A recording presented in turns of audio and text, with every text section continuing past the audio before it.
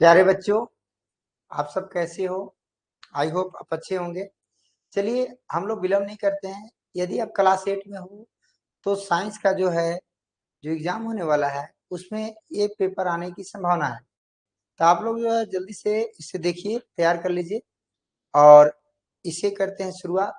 इसमें 50 क्वेश्चन है और 2023 का ये जो है क्वेश्चन आया हुआ है, तो इससे आपको एग्जाम में आने की ज्यादा संभावना बनती है। तो चलिए हम लोग विलंब नहीं करते हैं और क्लास की करते हैं शुरुआत। तो नाउ स्टार्ट। हम लोग जो है साइंस का क्वेश्चन कर रहे हैं बच्चों, आप हो जाइए रेडी।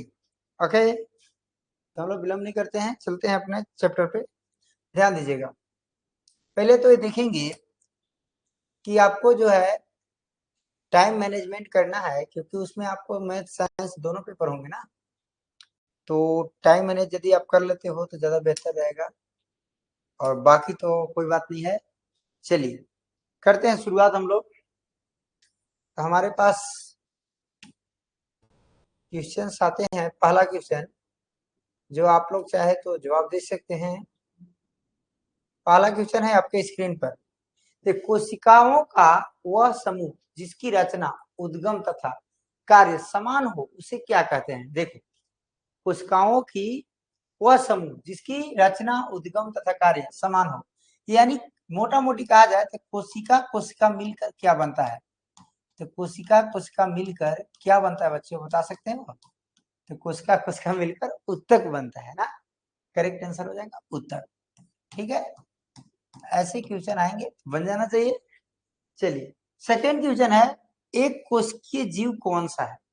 एक कोशिकीय, जिसको में एक कोशिका पाया जाए, यूनिसेलुलर अंग्रेजी में बोलते हैं। एक कोशिकीय जीव किसे कहेंगे? तो ध्यान देना बाबू, मक्खी।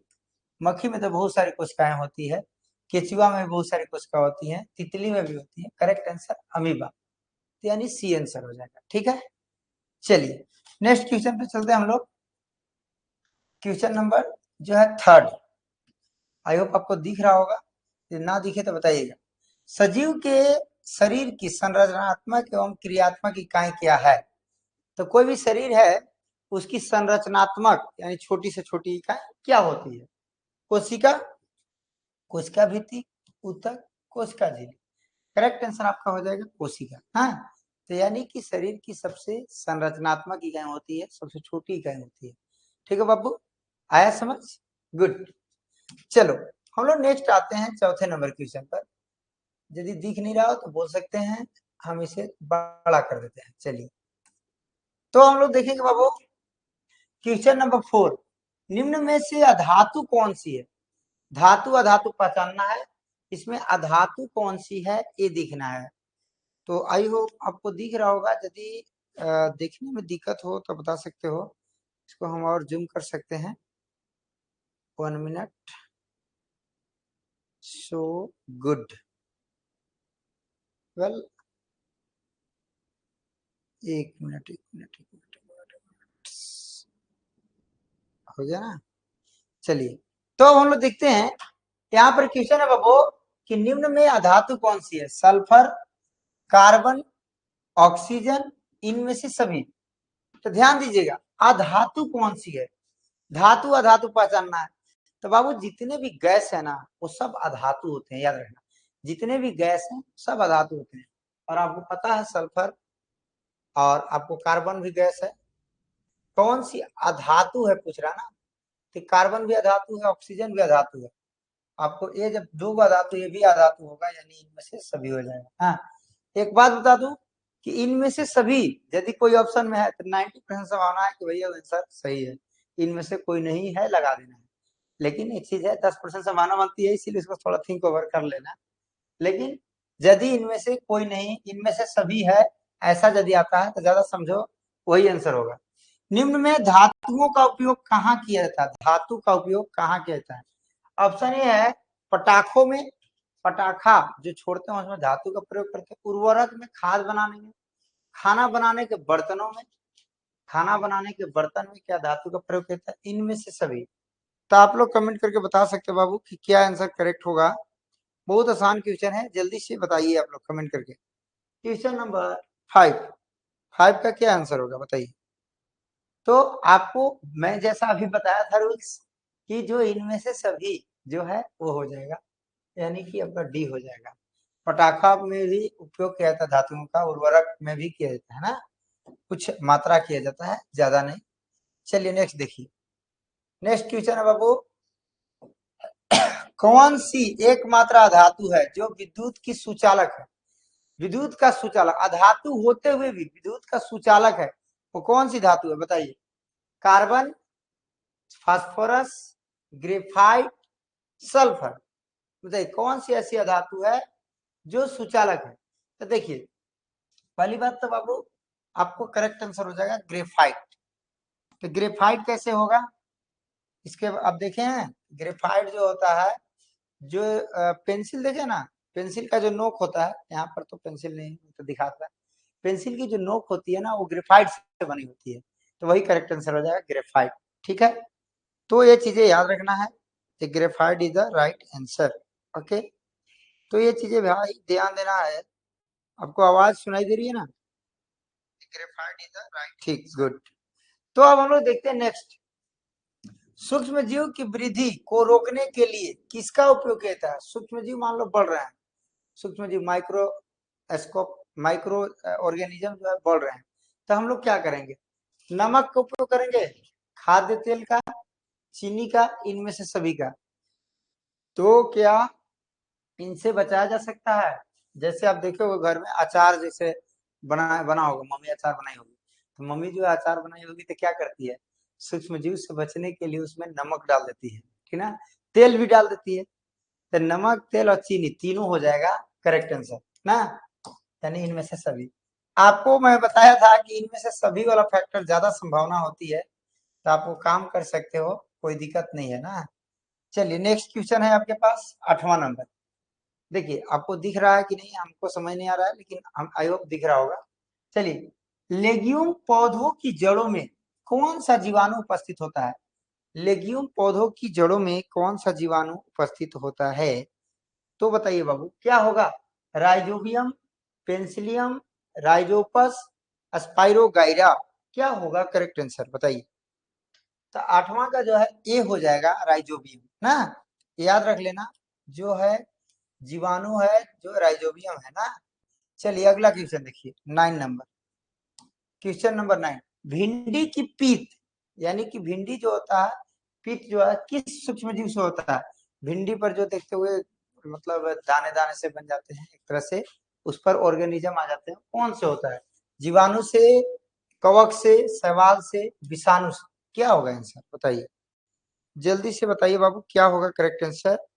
तो करेक्ट आंसर 9 का आपका हो जाएगा विषाणु ना, यानी भिंडी की जो पीत होता है, यानी कि भिंडी के पत्ते पर देखे होंगे दाने दाने से, ये जो बीमारी होती है जी विषाणु है, एक वायरस है ना। चलो नेक्स्ट क्वेश्चन नंबर 10, 10 नंबर, विद्युत द्वारा किसी पदार्थ पर किसी वांछित धातु को निक्षेपित करने की प्रक्रिया क्या कहलाती है? विद्युत द्वारा कोई भी धातु जो है दूसरे धातु को उसके ऊपर लपेटा जा रहा है, लगा दिया जा रहा है, तो उस प्रक्रिया को क्या कहते हैं? विद्युत धारा? नहीं भाई, विद्युत धारा तो विद्युत देना होगा, ये तो आंसर होगा ही नहीं। आपको विद्युत अपघटन या विद्युत लेपन या चालकता, आप ये दोनों में से बताएंगे करेक्ट आंसर क्या होगा? आपके कमेंट का इंतजार कर रहा हूँ, जल्दी से बता दीजिए आप। क्वेश्चन नंबर 10, तो बाबू करेक्ट आंसर होगा विद्युत लेपन। देखते होंगे साइकिल का हैंडल देखे चमकता है, एक्चुअल में अंदर में लोहा भी हो, लेकिन ऊपर से जो है उस पर जो है एक परत चढ़ा दिया जाता है, जिससे वजह से चमकदार दिखाई देती है। कौन सा घोल विद्युत का कुचालक होता है? देखिए नींबू का रस, नल का पानी, सिरका या अशुद्ध जल। देखिए कुचालक, देख बाबू नल का पानी में भी कुछ ना कुछ अशुद्धियां होती है, अशुद्ध पानी जब तक नहीं होगा वो कुचालक नहीं होगा। तो डिस्टल्ड वाटर हो गया अशुद्ध जल, वो जो है आपको कुचालक होगा, उसको में बिजली पास नहीं होगा। नमक की मात्रा भी डाल दो तो बिजली पास होने लगता है, या कुछ कुछ मान लीजिए गंदगी भी हो उससे भी पास होने लगता है। चलिए क्वेश्चन नंबर 12 पे आते हैं, क्वेश्चन नंबर 12, मक्खी रानी ना करो परेशान, ये मक्खिया ना परेशान करता है यार, जब भी पढ़ाऊ ना आ जाती है बीच में भालने के लिए, बताओ बुरा बात। तो हम लोग क्वेश्चन देखते हैं। क्वेश्चन नंबर हमारा 12 नंबर है कि विद्युत अपघटन का क्या उपयोग है। तो विद्युत अपघटन का क्या उपयोग है? ऑप्शन ए में धातुओं के निष्कर्षण में, धातुओं के शुद्धिकरण में, या इलेक्ट्रोप्लेटिंग में, या सभी में। बहुत आसान क्वेश्चन है भाई। क्या होगा करेक्ट आंसर? तो बच्चों आपने तो बताया कि सर जी आपने तो सभी वाला रूल बता दिया है। जी हाँ, सभी हो जाएगा ना। चलो नेक्स्ट क्वेश्चन पे चलते हैं हम लोग। नेक्स्ट क्वेश्चन हमारा है 13 नंबर। 13 है कि निम्न में से कौन से जीवों के जनन की अलैंगिक विधि है? बताइए। अलैंगिक विधि, लैंगिक और अलैंगिक। लैंगिक में होता है कि जो है आपको मेल फीमेल दोनों मिल करके जो है रिप्रोडक्शन करते हैं, और अलैंगिक में क्या होता है कि ओनली एक ना। तो क्वेश्चन नंबर आपका जो है 13, बताइए क्या होगा आंसर? 13 का आपका हो जाएगा ए ना। तो निषेचन यानी अलैंगिक जनन। देखो निम्न कौन से जीवों का जनन अलैंगिक विधि से होती है? तो निषेचन हो जाएगा करेक्ट आंसर 13 का ए। चलिए, बाह्य निषेचन किसमें होता है बताइए? मछली में, स्टारफिश में, मेढक में, या सभी में? तो बाह्य निषेचन माने बाहर में निषेचन होना किसमें होता है? तो बाबू रूल तो बताया हूं ना, सभी सभी हो जाएगा। ठीक है, चलो नेक्स्ट देखो। Question number 15। 15 बोल रहा है कि निषेचन के परिणाम स्वरूप क्या बनता है? निषेचन जब होता है, मिलता है जब दो चीजें है, तो क्या बनता है? भ्रूण, युग्मनज, गर्भ, क्लोन। तो भैया गर्भ कहाँ से बन जाएगा? क्लोन कहाँ से बन जाएगा? आपको भ्रूण भी नहीं बनेगा बल्कि युग्मनज बन जाएगा ना। चलिए, दो सतहों पर संपर्क के कारण कौन सा बल लगता है? दो सतह है, वहां पे दोनों के बीच बल लग रहा है, तो कौन सा बल? वो घर्षण बल हो जाएगा। नेक्स्ट देखा जाए, एक साइड में हो जाता तो ज्यादा बेहतर रहता है। चलो नेक्स्ट देखो, यहाँ पर दो सतहों पर संपर्क बल के कारण कौन सा बल लगता है? ये तो हो गया। एकांक क्षेत्र पर कार्यरत बल को क्या कहते हैं? क्षेत्र बटा बल। क्या कहेंगे भाई? दाब ना। चलो, निम्नलिखित बलों में कौन सा संपर्कित बल है? पेशीय बल, चुंबकीय बल, स्थिर विद्युत बल, गुरुत्वाकर्षण बल। तो इसमें बाबू संपर्कित बल कौन सा है? क्वेश्चन नंबर 18 आप बताइए जल्दी से। तो आपका करेक्ट आंसर हो जाएगा पेशीय बल जो है संपर्कित बल है। इसको अब हम लोग समझाएंगे तो बहुत टाइम लग जाएगा। ऐसे ही सबका वीडियो जो है आप देख सकते हो अलग से। सूर्य नाभिकीय अभिक्रियाओं द्वारा क्या उत्पन्न करता है? उष्मा, प्रकाश, या दोनों, या कोई नहीं? कोई नहीं तो हटा दो भाई। यानी उष्मा और प्रकाश दोनों देता है सूरज की रोशनी। तो करेक्ट आंसर सी हो जाएगा। ठीक है, चलिए, कौन जीवाश्म ईंधन नहीं है? जीवाश्म ईंधन इसमें से कौन नहीं है? कोयला, लकड़ी, प्राकृतिक गैस, पेट्रोल। बताइए। जीवाश्म ईंधन जिसको बनने में लाखों करोड़ों वर्ष लग जाए, दैट इज कोयला तो है जीवाश्म ईंधन, प्राकृतिक गैस भी है, पेट्रोल भी है। तो क्या नहीं है आपका? आंसर हो जाएगा लकड़ी। हाँ, चलिए नेक्स्ट देखा जाए क्वेश्चन नंबर 21 पे। किस पदार्थ के दहन के लिए क्या आवश्यकता था? किसी पदार्थ के दहन के लिए क्या आवश्यकता थी? क्या चीज चाहिए? दहन दहनशील पदार्थ, ज्वलन ताप, ऑक्सीजन, सभी। अरे भैया ये कोई क्वेश्चन है? सब चाहिए भाई। ज्वलन ताप चाहिए, मान लो कोई चीज के जलाने के लिए एक ताप चाहिए। मान लो आप एक लकड़ी बहुत मोटा है उसको जलाना है, आएगो एक क्या करो, अगरबत्ती से जला रहे हो, जलेगा? नहीं ना जलेगा। यही बात है, एक ज्वलन ताप चाहिए, ऑक्सीजन भी चाहिए, बिना ऑक्सीजन के आगे नहीं रखता। दहनशील पदार्थ भी होना चाहिए। और नहीं तो सुनने में मोटी सी लकड़ी में आग लगा रहे हैं, अरे भैया उसके लिए पेट्रोल छिड़क लो, अरे तुरंत जल जाएगा। हाँ? तो दहनशील पदार्थ भी चाहिए। ठीक है ना। चलिए, जीवन काल की वह अवधि जब शरीर में ऐसे परिवर्तन होते हैं जिनके परिणाम स्वरूप जनन परिपक्वता होती है, यानी कि जनन के लिए आप तैयार हो गए, मतलब बच्चा पैदा कर सकते हो। तो ऐसे केस में उसको क्या कहेंगे? बाल्यावस्था, युवावस्था, किशोरावस्था, वृद्धा। अरे भैया बुढ़ा कहाँ से हो गया? तो बालक थोड़े हो, बच्चा थोड़े पैदा कर देगा बालक। तो आपको किशोरा में भी नहीं बल्कि युवावस्था, आप यूथ हो गए हो, जवान हो गए हो, अब शादी करनी चाहिए। ठीक ना। चलो नेक्स्ट देखो। नेक्स्ट क्वेश्चन नंबर 13 आपके पास है क्रोध, चिंता और उत्तेजना की अवस्था में कौन सा हार्मोन निकलता है? बहुत अच्छा क्वेश्चन है और ये बच्चों को समझने वाली भी बात है, क्योंकि आजकल के हमारे बच्चे जो हैं, मतलब क्रोध होता है, चिंता हो जाता है, टेंशन हो जाता है, हम तो फेल हो जाए, हाँ हमारा तो गर्लफ्रेंड छोड़ दिया, ऐसे ऐसे बच्चे में देखते हो। ये सारी चीजें किस हार्मोन की वजह से होती है बाबू? तो ये करेक्ट आंसर आपका एड्रिनल ना।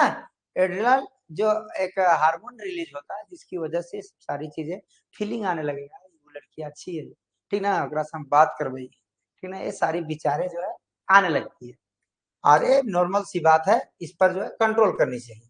और ऐसा नहीं कि ये नॉर्मल बात है तो सबको होता है तो हम करेंगे, नहीं, गलत नहीं सोचना, अच्छा सोचो, ठीक है। चलो देखो बाबू, अगला क्वेश्चन है, बच्चे के लिंग निर्धारण के लिए कौन उत्तरदायी है? माता, पिता, दोनों? तो दोनों भाई, माता पिता के बिना बच्चा थोड़े हो जाएगा, ठीक ना। चलो, यदि आपतन कोण का मान 30 डिग्री है, तब परावर्तन कोण का मान बताओ भैया। आपतन कोण और परावर्तन कोण दोनों क्या होते हैं? आपस में बराबर होते हैं। 30 डिग्री लगा दो, इसे पढ़े हो ना। से लाइट आई, चली गई,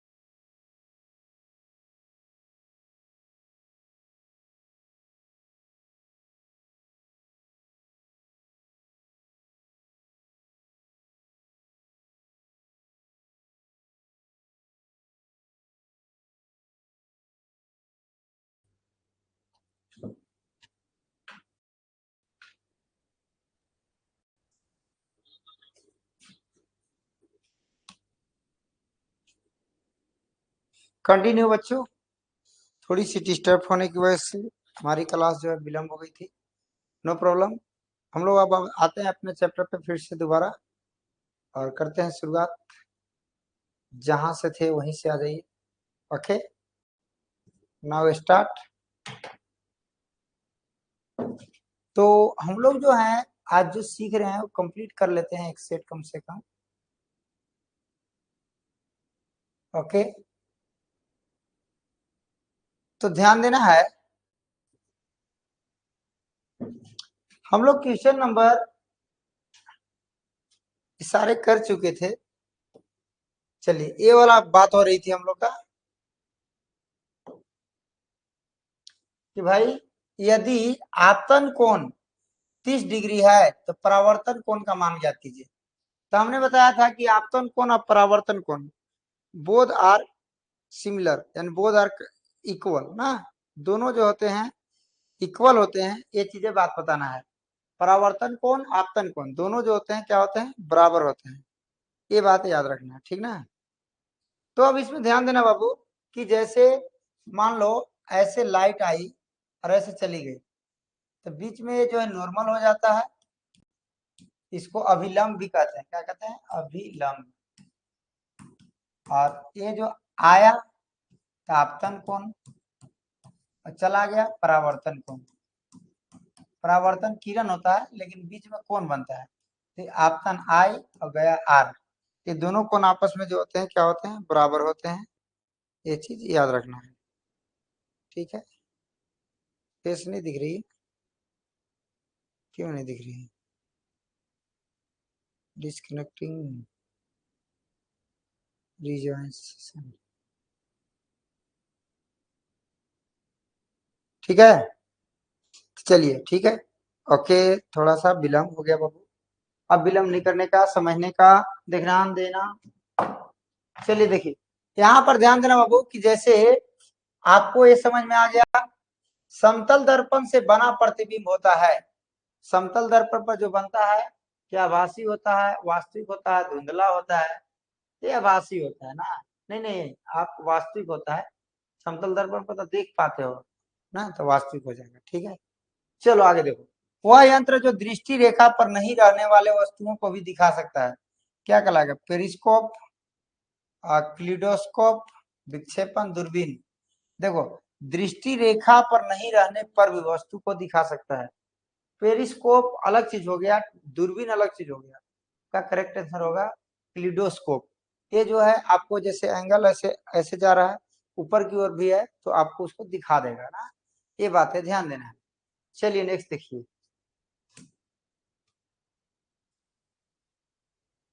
काटी गई फसल से बीजों या दानों को अलग करने की प्रक्रिया को क्या कहते हैं, निराई कहते हैं ना।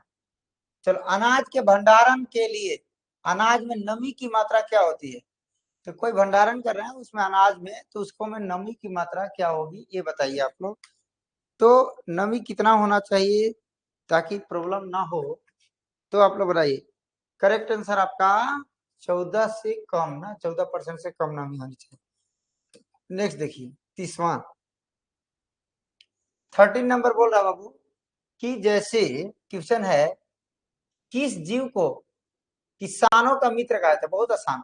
सांप को भैया नहीं, हाथी को भी नहीं, चूहा को भी नहीं, केचुआ को।